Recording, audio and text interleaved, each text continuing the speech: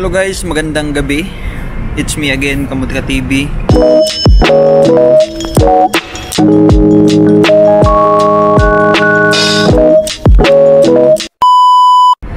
At kung hindi ka pa nakapag-subscribe, ayan, subscribe na sa channel ko. And ayan, yung mga bago lang dito sa channel ko guys, visit nyo lang po yung mga video ko. Tingnan yung mga video ko, baka may mga katanungan kayo na hindi nyo na kailangan itanong kasi nandun na sa mga video ko. Ayan, lahat ng mga gusto nyo malaman about Macau, trabaho, ayan, nandyan na lahat, naka-upload na yan sa channel ko guys. Pa-visit na lang po. Ayan, thank you so much.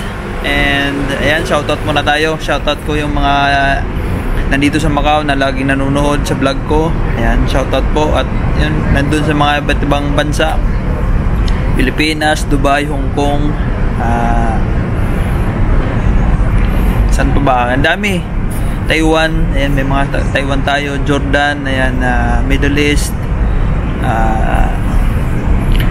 Japan, ayan. Thank you so much guys sa panonood. Ayan, nakakarating na pala yung mga video ko sa iba't ibang bansa. Ayan, thank you so much. And gusto ko rin shoutout yung mga ano natin dito sa Macau, mandirigma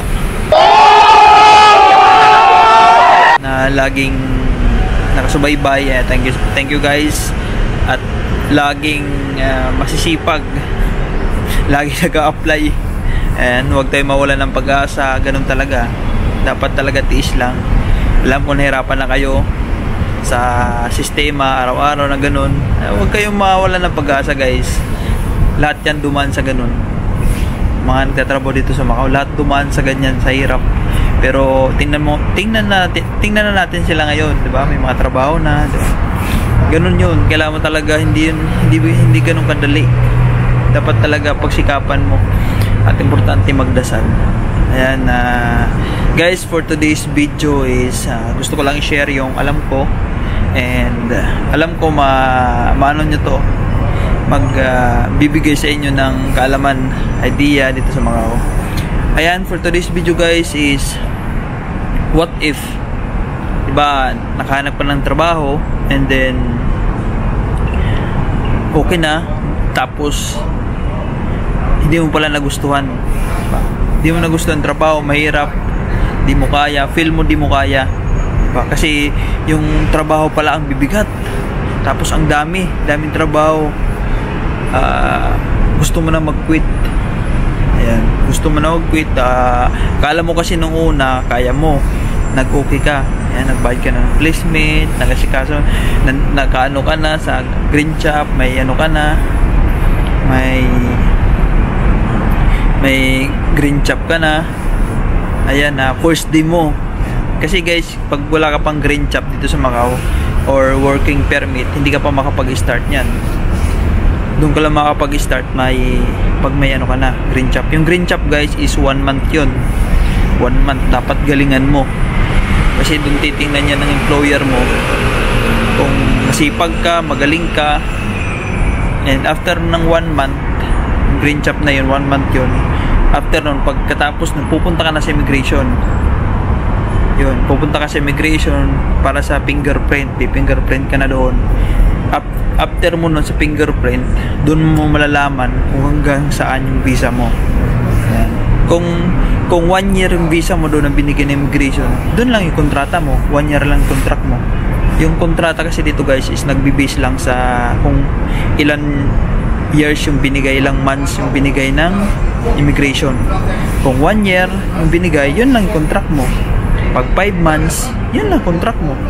Pagkatapos nun, mag-end na yung trabaho mo. And then maganda kung nagustuhan ka ng boss mo and then i-renew ka, ganun. Pero kung hindi ka nagustuhan, wala tayong magagawa, di ba? Hindi magagawa, di mo ginalingan and guys, yun na yun dun sa topic. What if di mo nagustuhan yung trabaho kasi mabigat, first day mo, sabihin natin second day mo na trabaho, di mo kinaya, napagod ka, ang daming ginagawa, hindi lang isa, parang sa 8 hours mo, pagod na pagod ka, ayan, gusto mo na mag-quit. Yan guys, pag nag-quit ka, automatic ban ka ng 6 months. Yan, 6 months. Ban ka ng 6 months sa Macau. Hindi ka naman ban na hindi ka na pwede makapunta ng Macau. Ban ka lang sa trabaho. Yung hindi ka pa makapag-apply ng ibang trabaho, cleaner o ano, pwede ka naman makapag-apply, pero SIM quota. For example, yung quota mo is, yung trabaho mo is delivery, dapat apply mo delivery. Diba? Mahirap paghanap ng SIM quota, guys. Mahirap paghanap ng, for example, cleaner, tapos nag-quit ka, siyempre, terminate ka nun. Ban ka nun 6 months. Yung mangyayari niyan, guys, di ba, sasabihin mo sa boss mo na mag-quit ka. Sasabihin ng boss mo niyan, okay, papupuntahin ka sa immigration niyan. Tatawag yung boss mo sa immigration, tapos pupunta mo sa immigration, cut na yun ng visa mo, and then mangyayari yan, bibigyan ka ng 2 days na migration. Sa 2 days na yun, makapaghanap ka ba ng SIM quota, SIM parehas sa trabaho, di ba? 1 month nga nun, di ka nakaano eh. Ang hirap maghanap eh. 2 days pa kaya, di ba? Kulang yun. 6 months yun. Yung mangyayari, siyempre, 2 days di ka makahanap nun. After 2 days, exit ka, labas ka ng Macau, punta ka sa Hong Kong. Pagbalik mo ng Macau, bibigyan ka ng Macau ng 10 days. 10 days, guys. Yun yung UV, last visa mo na yun. Pag naubos na yung UV mo,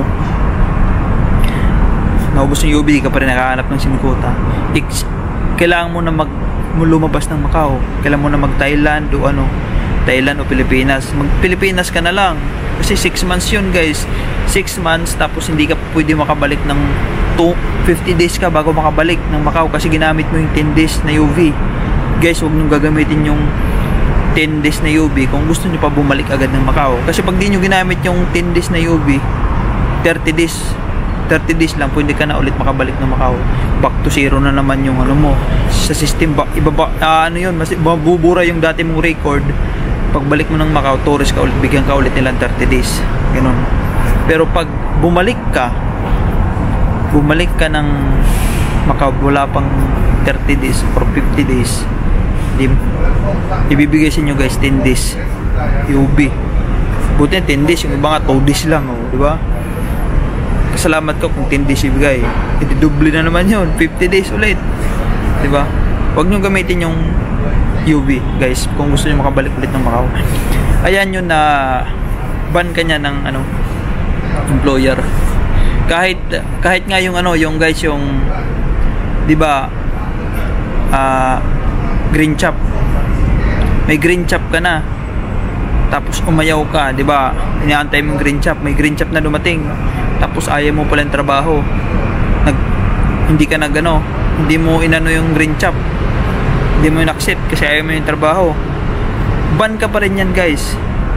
Ibaban ka kasi pupunta ka sa immigration, cut yung mo, may green chop ka na eh. Pag may green chop ka na, guys, ito sa Macau, matik yan. Pag nag-quit ka, ban ka nyan.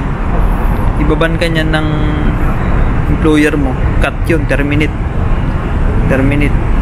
6 months ka, di ka makakapag-apply na ibang trabaho. Kaya kung may plano ka tawag doon, balak mo mag-quit sa trabaho pag nandyan na yung green chop. Pero pag wala pa yung green chop, hindi pa na-process, tapos nag-quit ka, yun, pwede ka pa nyan, hindi ka pa ban yan. Pero pag na-process na, ayan, wala na. Kung ako sa'yo, tapusin mo na lang kontrata mo, pagtiyagaan mo yan, ayan, pagtiyagaan mo, mag-ipon ka habang nasa trabaho, tiisin mo muna kasi ganun talaga, kaysa naman maban ka, ilang months ka na walang trabaho, diba? Pagtiyagaan mo na lang, ganun talaga trabaho, mahirap, walang madaling trabaho. Pagtiyagaan mo, ipon ka ng pang-placement mo para pagkatapos ng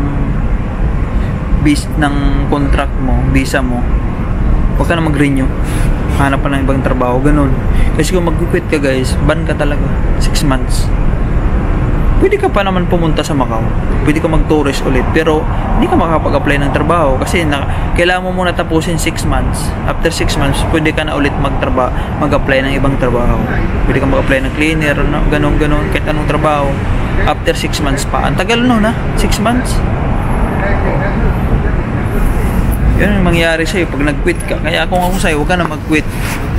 Diba? Tapusin mo na lang kontrata, tiis ka muna, and mag-ipon ka, tapos yun, pag patapos na yung visa mo 2 months before, mag-apply ka na para pagkatapos ng ano mo, may sasalo na sa'yo na employer. Ganun. May placement ka na rin kasi nakapag-ipon ka na, hindi ka na mahirapan. Ganun yung ano guys, ganun dito. Kaya huwag kayong mag-quit. Yun lang guys, yun lang advice ko. And sana may natutunan kayo sa vlog ko. And shoutout sa lahat, and I love you all. And mag-pray po tayo lagi. And thank you guys.